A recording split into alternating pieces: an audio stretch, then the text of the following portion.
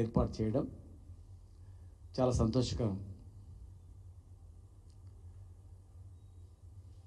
హైదరాబాద్లోనే ఈ సమావేశానికి అనువైనటువంటి ప్లేస్ ప్రగతి భవనే అని గుర్తించినందుకు ధన్యవాదాలు. మళ్ళీ నెక్స్ట్ డే సమావేశం ఉంటే సెక్రటరియట్లో పెడితే మళ్ళీ ఓసారి కమాండ్ కంట్రోల్లో పెట్టినట్లయితే తెలంగాణ వచ్చిన తర్వాత ఏం జరిగింది అనేది కూడా అర్థమవుతుంది.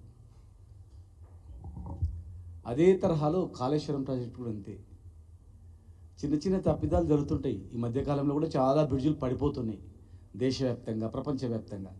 ఒక బ్రిడ్జి పడిపోయినంత మాత్రాన టోటల్ వ్యవస్థని ఆ ప్రభుత్వమే తప్పు చేసింది అనడానికి వీల్లేదు. ప్రభుత్వం కాంట్రాక్ట్ ఇస్తుంది, కాంట్రాక్టర్లో వివిధ రకాల లోపాల జరుగుతుండొచ్చు అక్కడక్కడ. కానీ ప్రతిదీ కూడా తెలంగాణ ప్రయోజనాల గురించే పనిచేసింది. అందుకే ఈరోజు వరి సాగులో కూడా దేశంలోనే మొదటి స్థానం లభించింది. అంటే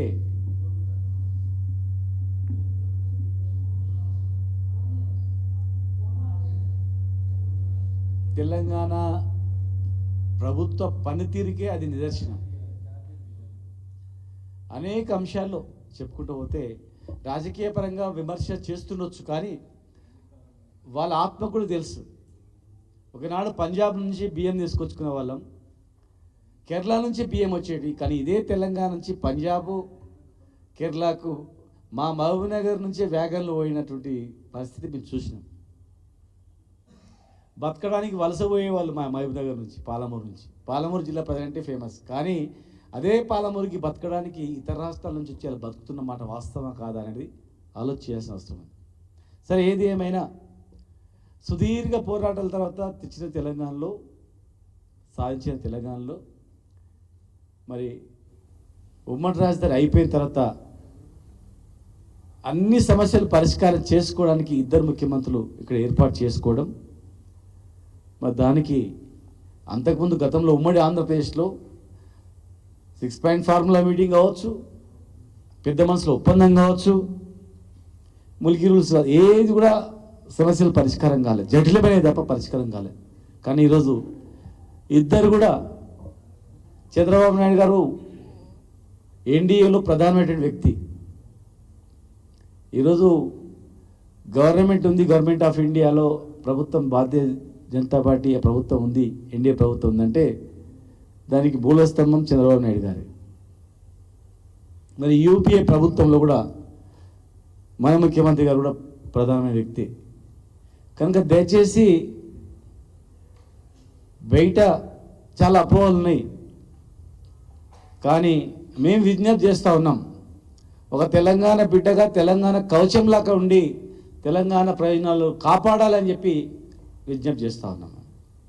గతంలో పార్టీల సంబంధం ఉండొచ్చు, ఉమ్మడి ఆంధ్రప్రదేశ్లో పార్టీలు ఉండొచ్చు, వ్యక్తిగత సంబంధాలు ఉండొచ్చు. వ్యక్తిగత సంబంధాలు ఏ ఉన్నా పక్కకు పెట్టి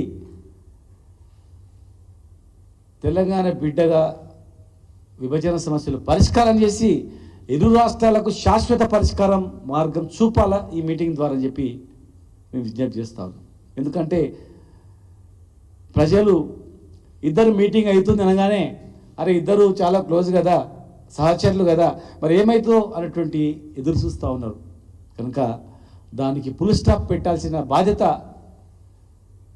తెలంగాణ బిడ్డగా మీకుంది. దాని బాధ్యత గుర్తించి దాన్ని పరిష్కారం చేయాలని మేము విజ్ఞప్తి చేస్తున్నాం. విభజన తెలంగాణ అన్యాయం జరిగినందుకే మనం రాష్ట్రం ఏర్పాటు చేసుకున్నాం. రాష్ట్రం ఏర్పాటు చేస్తే మళ్ళీ అన్యాయం చేసింది. 7 మండలాలు ఆంధ్రలో కలిపి రాముడు శ్రీరామునికి అన్యాయం చేయడం, భద్రాచలానికి అన్యాయం చేయడం అనేది చాలా ఘోరం. దేశవ్యాప్తంగా బీజేపీ అంటేనే ఇగో రామ జన్మభూమి, రాముని మేమే కడుతున్నాం మనం. కానీ రామ జన్మభూమికి ఎంత ప్రాధాన్యత ఉందో అంత ప్రాధాన్యత భద్రాచలంకు ఉంది. కానీ ఈరోజు భద్రాచలంలో పార్కింగ్ పెడదామంటే బండ్లకు స్థలాలు లేవు, డంపింగ్ యార్డ్ చేద్దామంటే డంపింగ్ యార్డ్ కూడా ప్లేస్ లేదు. అది దుస్థితి. మరి 7 మండలాలు కలిపేంత వరకు సంతకం పెట్టినని చెప్పిండు మరి మొన్ననే చంద్రబాబు నాయుడు గారు. మరి పునరాలోచించి రేపు జరిగే మీటింగ్లో ఇరు రాష్ట్రాల వాళ్ళు శాశ్వతంగా ఉండాలంటే, పరిష్కారం మంచిగా ఉండాలంటే మరి కొన్ని అంశాలు ప్రస్తావించి ఆ 7 మండలాలు వెంటనే తిరిగి వచ్చేటట్లు ప్రపోజల్ మీరు కేంద్రానికి పంపాలని విజ్ఞప్తి చేస్తున్నాం.